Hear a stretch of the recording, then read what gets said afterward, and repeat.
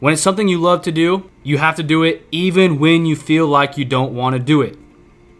So how can that correlate to business? Or how can that correlate to your life, your personal life, bettering you?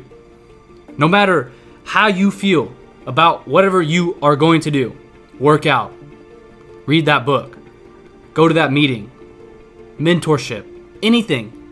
Even when you feel like you don't want to do it, you got to find that extra little thing inside of you where you got to fight your mind and say, I'm going to do it. And you're going to do it. You're not going to lose the battle to your mind. This morning, I could have easily said, you know what, Colin, you're right. You don't feel like going for a run this morning. You're tired. You're sore. You don't feel like going for a run. You don't need to go for a run.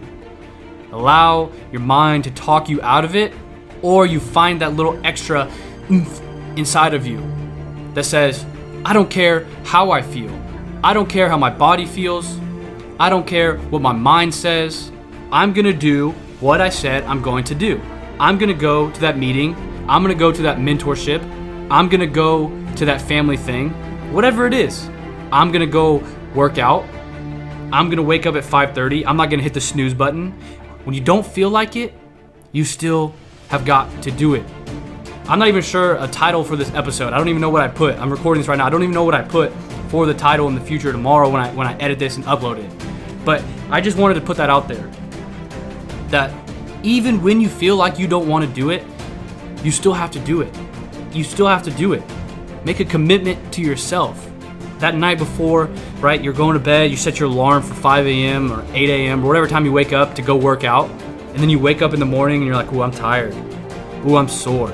Ooh, it's hot out. Ooh, it's cold out. You still have to do it. You still have to do it. Now, I understand certain situations you're unable to, right? It's sleeting or it's coming down torrential downpour. You can't go work out. You can't go for a run, right? Or your car breaks down. You can't make that meeting.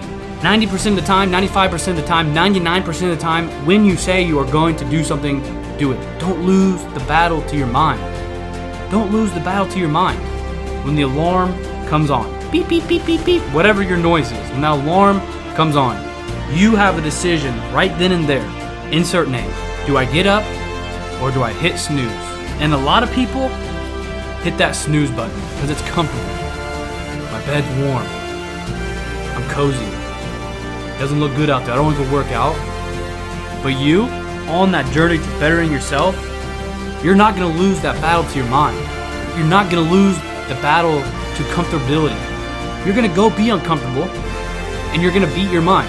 Now your first few times, right, you start working out in the morning, your first few times, I understand, I'm going to lose the battle. It happens. It happens to me too. But when you get to the point where, because I'm at this point and it makes me mad, but I love it, right? It makes me mad, but I love it. I'm at the point where if I don't do what I say I'm going to do, I get mad at myself because I'm letting myself down. When you get to the point where you start to know and believe that you let yourself down, that's a scary point. It's a scary point. You don't do what you say you were going to do. You don't get up for that workout, or you don't get up for that meeting or anything like that. You don't get up to go to work because it's comfortable. You don't want to go to work that day.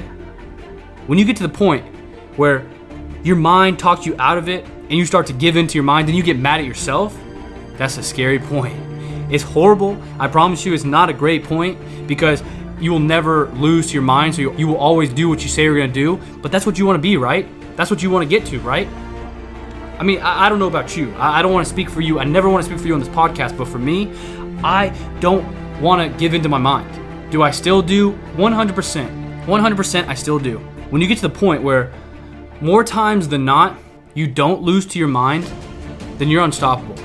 Because your mind, from today until you die, your mind will always say things, try to get you out of it, talk you out of it. No, the bed is warm, the bed is comfortable, it's cold outside. You don't want to go see that person. Your mind's going to talk you out of it. Probably today, at some point from the moment you listen to this episode to the time you go to sleep, your mind will try to talk you out of something. Until the day you die, you're going to have that. So if today, moving forward, you can start to work on beating your mind, it's not going to happen today. It's not going to happen tomorrow. It might not happen for a year.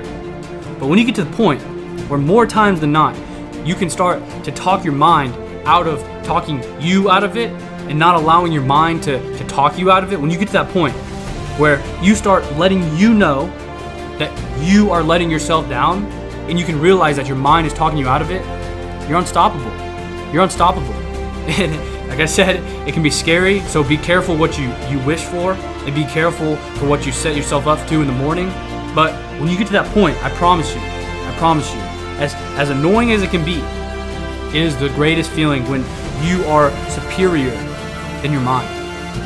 I don't like using the word superior a lot, but when you are superior to your mind. David Goggins says, when you think you're done, you're only 40% of the way done, right? Your mind tells you I'm done. You're only 40% of the way done. So you got to get to the point where, like I am, and I'm not perfect, I still slip up a lot. I'm not saying I'm perfect, but I'm working on myself right now as well.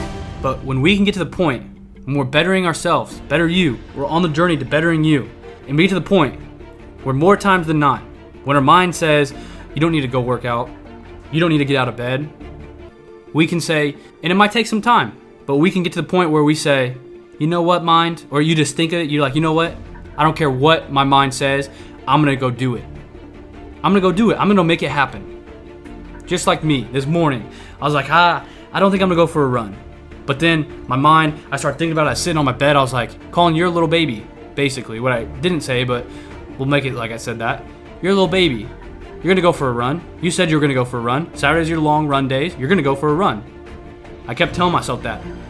Like I said, went out there, laced up my shoes, and went for a run. Didn't feel great. I didn't want to do it, but I knew I had to do it.